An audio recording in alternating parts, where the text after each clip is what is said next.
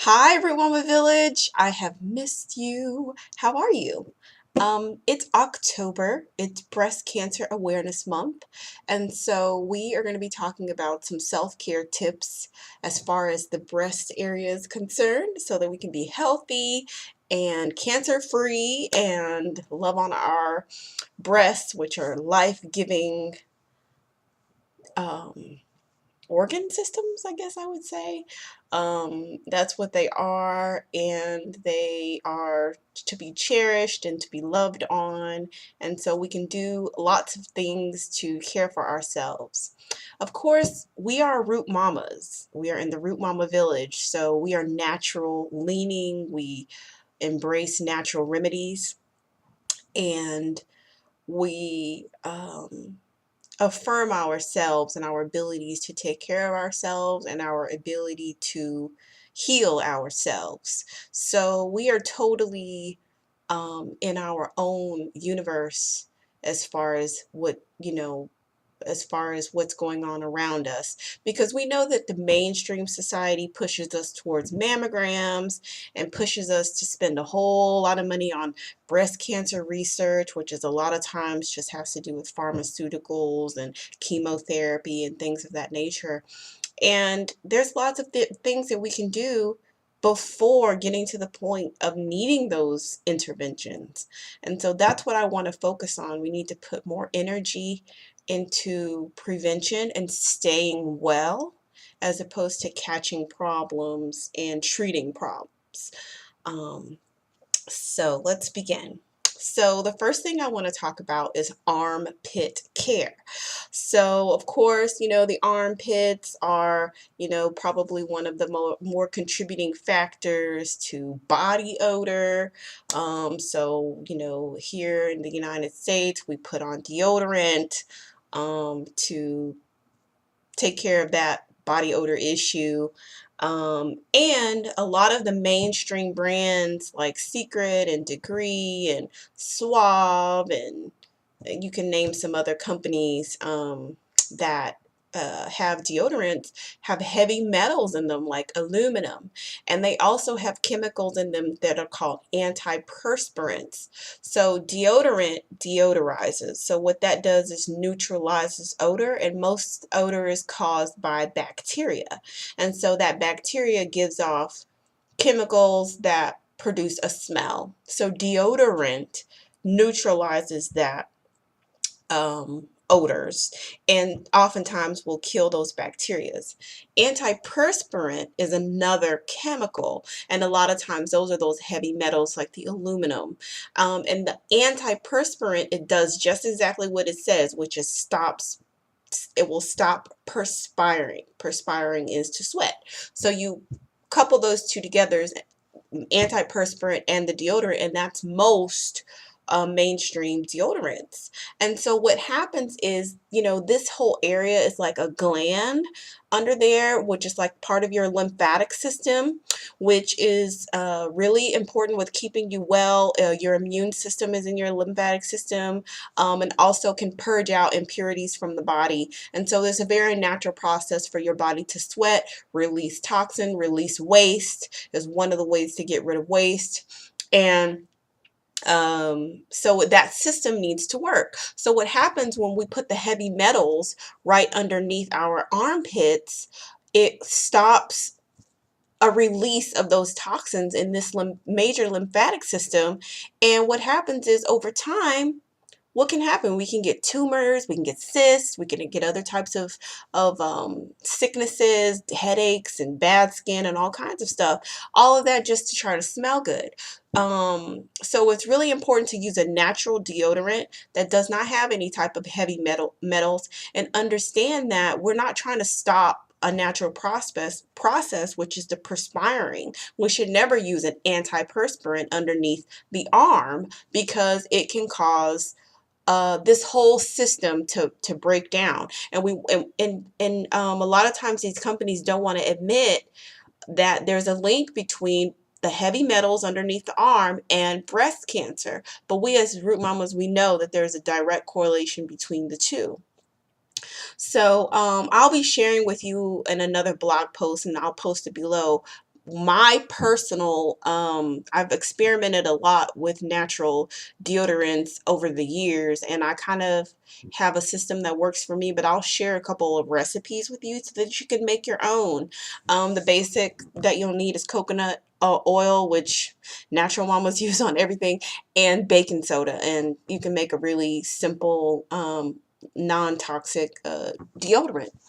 And there's a couple of other brands as well that you can buy. So what this will mean is that you'll have to probably take more showers, freshen up more, have a change of clothes throughout the day, especially if you live in a hot place like I do, like Texas.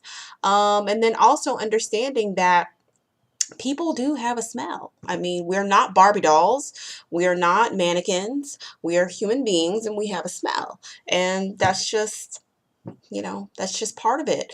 The more clean your diet is, you'll find that body odor kind of will dissipate. You won't have as much body odor issues, and that's considered in here, and also in your feminine area. You'll have a lot less body odor once you start eating cleaner and taking care of yourself.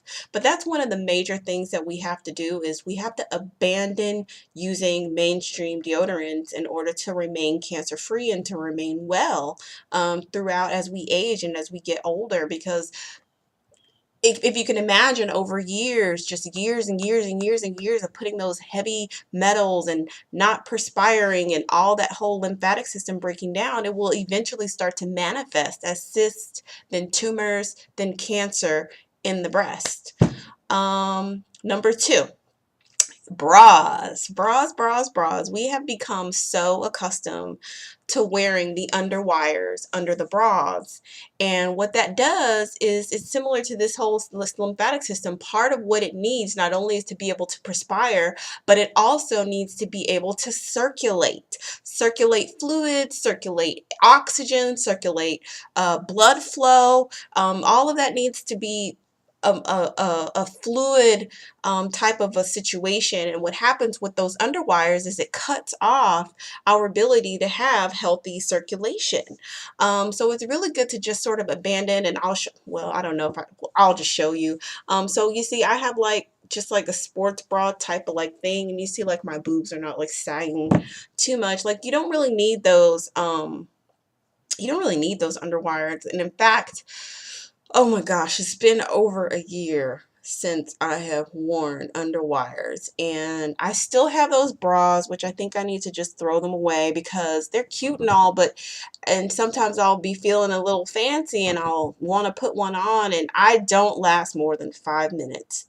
I am so used to not wearing underwires that I just cannot go back to wearing underwires. I just can't. And so it's really important to sort of link what type of bra you wear and whether you wear a bra or not to preventing breast cancer. Another thing is that it's good to go braless at least a few times a week, every day if you can. So sleep without a bra, or if you're just hanging out around the house, to go braless, because there's just something that is a natural progression. There's a natural way that your breasts want to be free. They don't want to be cooped up all the time, and sort of you need that for that circulation and to move away stagnation, because stagnation is linked to the cysts. The cysts become tumors, and sometimes those tumors can become cancerous. So we don't want stagnation and locking down the breast so that illness can manifest in them. We want everything to keep moving, right? So ditch those underwires. Along the lines of moving, enroll in a dance class. It's great to do cardio. It's great to lift weights. You need that. But what I have found is things like African dance, belly dance, where you're doing a lot of this and you're doing a lot of this, you're doing a lot of this. I find that you are moving this region of your body more so than you do doing other types of exercises. And because the African dance, the belly dance are more feminine, you're moving in ways that not only good for your womb, that round motion, to kind of break up stagnation in that region, but there's also a lot of emphasis on the chest and the rib cage. And so that movement will help release stagnation, so that illness cannot manifest in the breast. Every day, in addition to the dance class, you can just look in the mirror and just jump up and down, just like this, just for a few minutes. Just kind of jump up and down, kind of just shake, shake, shake, shake, shake, shake, to break up stagnation in the breast. Because a lot of times it's like we just moving around like robots. We got those belts on really tight. We've got the pants on really tight. We've got, all the stuff that's like locking down our womb. We've got the underwire on, and we've got the breast cage down. We got the heavy metals underneath, and we're just moving around. We never move the breast, and then we're like, oh man, I'm sick. I wonder why. Everything needs to be able to flow. If you think about yin and you think about yang, a lot of times we as women, we have to invest in the yin aspects, and that includes movements. We live in a very yang world, especially, if you're out working, and just driving is very yang. Doing business is very yang energy. It's very dominant. It's very male centric. And we as women can get thrown off if we don't invest in the yin, which is the feminine movement, and being able to release stagnation. It's almost like we as feminine beings need to move femininely in order to be in divine wellness and wholeness. So move them every day, look in the mirror and just kind of commit to doing that. Another thing along those lines is the care exam. And I love doing the care exam with coconut oil, because not only just are you, oh, let me just get through this exam and hurry up and move on to the next thing. It's time that you can take and just thank yourself. You can give affirmations over your breast that they adorn you, and you're so grateful and thankful for them. You're so, tell yourself something in the mirror like, I'm beautiful. I am worthy. I am perfect the way I am. I am God's divine creature. As you look at yourself, a lot of times when we're out of the shower and we're looking at ourselves, it's like we want to get dressed as quickly as possible, because maybe there's a part of us that doesn't want to see ourselves the way we really are, because we're not built like Barbie, or we're not built like some of these, plastic surgery people that we see on television. And since we don't have that kind of body, we just want to cover up as quickly as possible and put the waist trainer on and the Spanx and the girdles, and just kind of get everything sucked up and covered up as quickly as possible, instead of just looking at the mirror and admiring ourselves and transforming the way we feel about ourselves to positivity. So when we do those breast exams, we're looking around, we're, doing the exam. I'll post, some information here in the video so that you can have sort of like a methodical way to do the exams. But a lot of it's just also helping with the circulation, with that coconut oil, saying those positive affirmations, beginning to fall in love with your body, honoring your breast included, as you do those that self-exam in the mirror. Can take less than 5 minutes to do, and you be putting on the oil anyway, so why not just take a little intention, put a little bit of intention in what you do, and just kind of slow down just a little bit, and it will go a long way to keep you cancer free and safe and healthy into your golden years. Fifth, I'd like to talk about breastfeeding. So if you become pregnant, you have your baby, be sure to breastfeed. Studies are out and showing us that the more a mother breastfeeds, like she has one child, her chances of developing breast cancer exponentially go down. And then with the second child, third child, and so on and so forth. So in other words, the more she breastfeeds each subsequent child, her likelihood of developing breast cancer in her life diminishes further and further. And actually they say women who've breastfed 5 children have like less than 0.001% chance of developing breast cancer. And I just think it's because that organ, our breast and the breast ducts, and the milk ducts and all of those things, it's like they've been preparing their whole life to nurture another being, and sometimes to never be able to fulfill that mission, where does all that potential go? You know, what happens to those ducts that were supposed to feed a baby, and the mom has a baby and it's just the colostrum calcifies within there, it's never released, and what happens to that? So there, you know, when we say, oh, you're going to breastfeed or you're going to do formula, moms need to be educated on, when you breastfeed, your body is fulfilling its natural desire to nurture your offspring. And so that's going to decrease your risk of developing breast cancer, because the natural process is going out. Just like your armpits want to perspire, and the natural process needs to go forward to keep you safe. If you put on an antiperspirant, there's a stop in what's supposed to be happening. So what happens to all of that sweat? What happens to that perspiration? It can develop in stagnation and illness in the body, which can manifest as breast cancer or something worse. And finally, water, hydration. Water is the most, in fact, I'll take a sip in honor of this point. Water is the most important thing to flush out toxins in the body.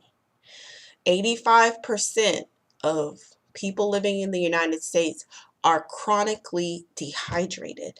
So what happens when the body does not have a means to flush out toxins from the body, and it starts to pull water from the organ systems? It's just no way to release it. And so that can really affect the breast. The breasts are like a very fluid, fat-filled organ system, you know, and so water is key to keeping your breast healthy. So you want to make sure that you're drinking enough water based on your activity level, based on the seasons. You know, of course, when it's hot, drink more, based on wellness, what you have going on. You want to tailor to make, you know, usually 8 bottles of water is good. It could be less, it could be more, depending on where you are in your life and where you are geographically. But if your skin is dry and you're quote unquote ashy, that's kind of a sign that you are dehydrated. If your lips are always chapped, that's a sign that you're dehydrated. If you have a hard time concentrating on things, that could be a sign that you're dehydrated. If you just don't want water, you don't like the taste of water, that's a sign that you are critically dehydrated, because that's sort of one of the last stages of dehydration, is literally just your body rejects water, you don't want the water. So remember that not only are you caring for yourself with the water, but you're also giving your body an opportunity to release toxins. And so you're really nourishing yourself. Drinking your water is a beautiful self-care tool that you have at your disposal. And you should feel good about drinking your water. You should feel like you're loving on yourself when you're drinking your water. And just remember that your breasts are very fluid filled. I'm not going to say what Wendy Williams said. Wendy Williams said they were fun bags, but they're fluid-filled organ systems that need water to be at your healthiest.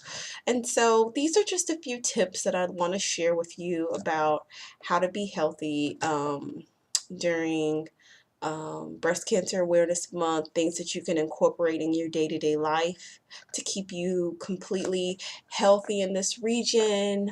I love you, and send me any questions, comments that you have.